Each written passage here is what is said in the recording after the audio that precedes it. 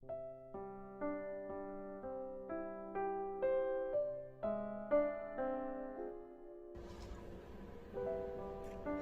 여러분 안녕하세요. 렉티오 디비나 수요 말씀 묵상 시간입니다. 여러분 말씀 묵상을 잘 하고 계신가요? 여러분의 삶에 하나님의 말씀의 능력을 반드시 체험하실 수 있었으면 좋겠습니다.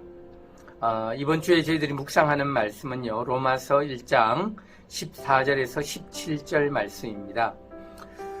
저는 로마서를 여러분이 읽을 때 구약과 어떻게 신약의 구원이 다른가라는 관점에서 읽지 마시고, 구약에서 예언한 그 구원의 약속들이 예수 그리스도를 통해서 어떻게 이루어지고 완성되어졌는지를 설명하는 성경이 로마서다라고 생각하시고 로마서를 읽어주셨으면 좋겠습니다. 특별히 바울은요, 이 복음이라는 단어를 썼는데요, 이 복음, 기쁜 소식은 구약의 성경에 의하면 주 여호와가 다스리신다라는 측면에서 복음이라는 단어를 썼다는 것입니다. 오늘날 우리가 복음이라는 단어를 쓸 때는 이제 죄 때문에 지옥 가야 될 사람이 천국 갈 수 있는 길이 생겼다, 그래서 기쁜 소식이다 라는 측면에서 이 소식을 복음이라고 이렇게 설명하는 경우들이 많은데요, 구약에서 복음을 이야기할 때는 이 세상의 권력과 이 세상의 권세 잡은 사단의 나라에서 고통당하는 죄인들을 예수 그리스도께서 하나님의 나라를 세우심으로, 예수 그리스도가 다스리시는 그 나라를 세우심으로 구원하시고 회복하시고 새로운 은혜를 주신다 라는 측면에서 복음입니다. 지금 이제 미얀마 같은 경우에도요, 가장 기쁜 소식은 민주정부가 세워지는 것, 이 가장 기쁜 소식일 것입니다. 독재자가 물러나고 백성들을 사랑하는 정부가 세워지는 것이 미얀마 사람에게 가장 기쁜 소식이거든요. 마찬가지로 이 세상의 죄악의 권세 때문에 고통당하는 영혼들이 이제 예수 그리스도가 그 나라를 세우심으로, 그리고 자기의 백성들을 죄에서 구원하심으로 우리에게 새로운 삶이 열릴 수 있게 되었다라는 것이 구약과 성경이 이야기하는 복음이다라는 것을 먼저 여러분에게 알려드리고 싶고요. 그래서 2절 말씀은 이 복음은 하나님의 선지자들로 말미암아 그의 아들에 관하여 성경에 미리 약속하신 것이다. 이 복음, 기쁜 소식이 메시아를 통해서 또 그 메시아이신 예수님을 통해서 이루어진 것을 이야기하려고 하는 것이지요.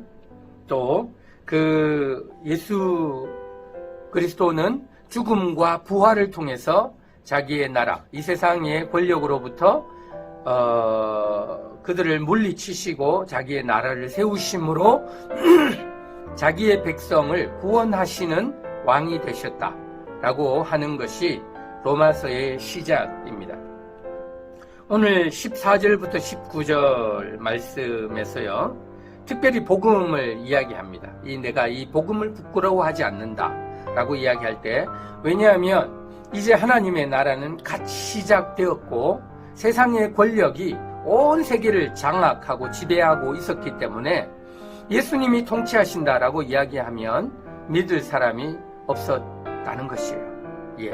그러나 한 사람 한 사람, 한 영혼 한 영혼이 예수 그리스도를 왕으로 영접하고 예수를 믿음으로 인해서 그 나라가 점점점 확장되어져 가고, 사도 바울은 지금 그 아주 미미하게 하나님의 통치가 이 세상 가운데 나타나는 것을 말하는 것을 부끄러워하지 않는다라고 그렇게 이야기를 하는 것이고요. 이 복음은 그래서 온 세상에 있는 모든 민족, 유대인뿐만 아니라 헬라인이나 모든 족속과 민족들에게 전해지는 그런 복음이다 라고 이야기를 하고 있습니다. 특별히 17절은요. 복음에는 하나님의 의가 나타나서 믿음에 이르게 한다라고 이야기를 하고 있습니다. 이 하나님의 나라, 하나님의 다스리심 안에는 하나님의 의가 나타나요. 예수 그리스도가 하나님의 의가 되시고요. 그래서 그 예수 그리스도를 통해서만 하나님의 백성 될 수 있는 것입니다. 그래서 오직 기록된 바 오직 의인은 믿음으로 말미암아 살리라 함과 같다라고 구약의 말씀을 인용했는데요. 이것은 하박국서 2장 4절에 있는 말씀입니다. 여러분이 하박국서를 한번 읽어보시기를 원하는데요. 거기에는 하나님께서 이 세상 가운데 어떻게 하나님 나라를 세우시고 이 세상의 나라들을 심판하시고 자기의 백성을 구원하실 것인지를 말씀해 놓고 있거든요. 그래서 하나님의 나라가 이루어지면 물이 바다를 덮음과 같이 하나님의 영광이 온 땅에 충만하게 될 것이다 라는 예언을 하박국 선지자가 하는 것입니다. 뿐만 아니라 거기에도 오직 의인은 믿음으로 산다라고 이야기를 했죠. 여기는 의인이 되는 방법을 이야기하는 게 아닙니다, 여러분. 우리는 믿음으로만 의인이 된다라는 이야기를 하는 것이 아니고 하나님의 백성된 의인은 예수 그리스도로 의를 입은 하나님의 백성은 믿음으로 산다라는 이야기를 하는 것입니다. 이것을 뒤집으면 굉장히 다른 의미가 되는데 이제 예수 그리스도를 왕으로 모신 하나님의 백성은 무엇으로 사는가? 살아가는 것을 이야기하는 것입니다.